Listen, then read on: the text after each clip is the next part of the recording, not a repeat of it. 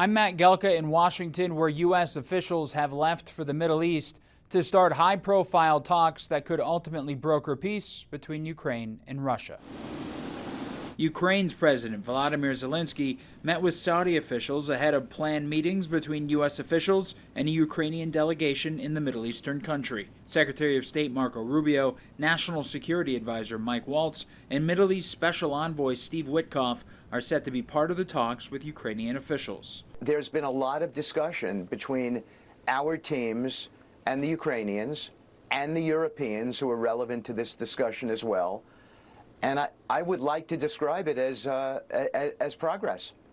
And so I would hope that there's a deal. Zelenskyy isn't scheduled to be part of the direct talks with the U.S. Exactly what you're doing. Tensions linger after an argument with President Donald Trump in the Oval Office at the end of February led to pauses in intelligence sharing and aid from the U.S. to Ukraine. But the president said intelligence sharing is basically back on and progress has been made. I think they will sign the minerals deal, but I want them to want peace. Right How do now, they show that? How do they show that? Well, right now they haven't shown it to the extent that they should. The deal Trump wants signed would give the U.S. a share of Ukraine's rare earth minerals, potentially worth billions of dollars. NBC News reports it will take more concessions than that to get aid flowing again.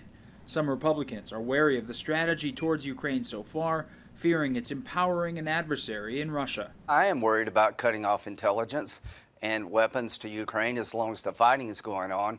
If we pull the plug on Ukraine, it'd be worse than Afghanistan. I don't think President Trump has any desire to do that. Ukraine is our ally. They want to be part of the West. Russia is our adversary.